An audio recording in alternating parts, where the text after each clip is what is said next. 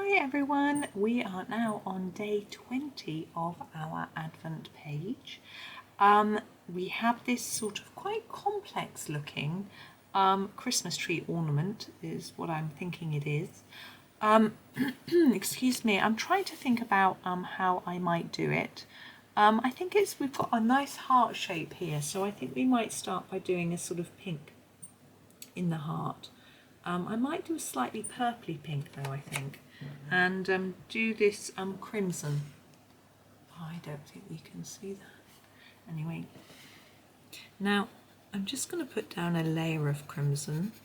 I've just realised it looks like the same colour as I've used for that, but hey ho, we'll not worry.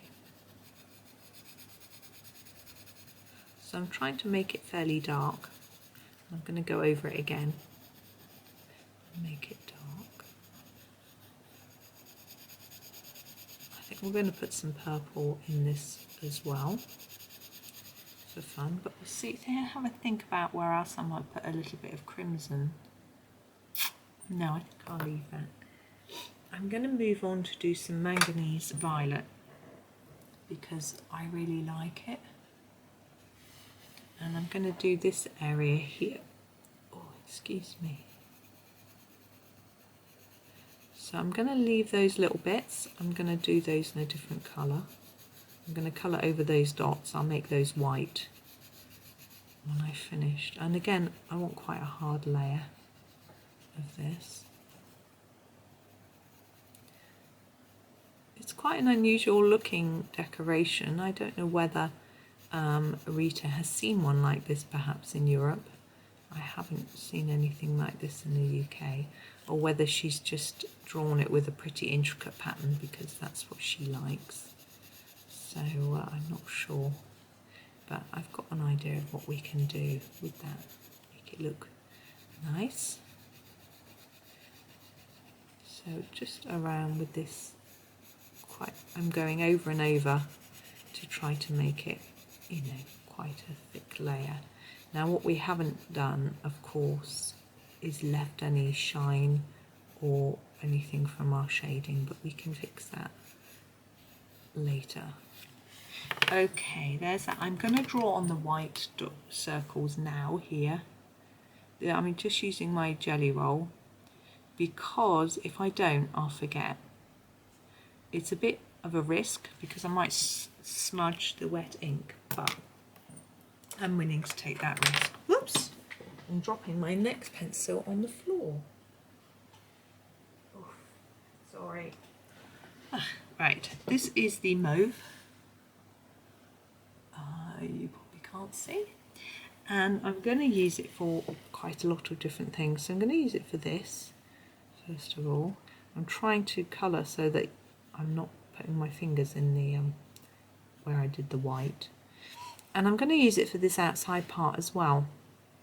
What I'm going to do, I'm going to start on one that's a little easier.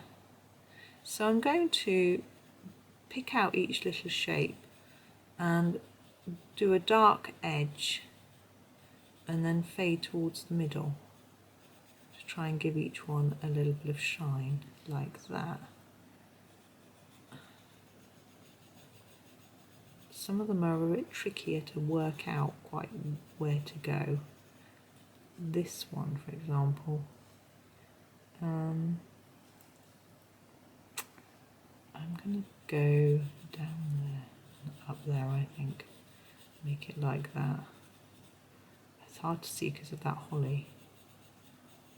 And that's just a little one. Hard to know what to do with this top one. Just fill it in. They're quite small. I wouldn't want to do each line separately. But you could do if you've got a magnifying glass and lots of patience and time. I'm not a very patient person. I'm getting better. Gosh, they're getting teeny down here. Since having the children, I've learnt to be more patient. I remember that's what my dad said to me, having children teaches you patience. I don't want to learn patience. I I still am quite an impatient person though. I hope you can see what I'm doing. I don't think I need to explain every time. It's the same thing over and over. I think that's why I colour fast, because I'm impatient. I want to get on to the next one. I don't tend to plan too many pictures in advance though, or else I feel too much pressure to get them all done. So I've actually, you know, so that's, I try not to do that because it's supposed to be fun. You know, I don't want to make it not fun. I do plan my videos, but that I don't, that's a different thing. It doesn't make me feel pressured. I like to be organised and know what I'm doing for you. That's looking quite shiny now, I think, which is good.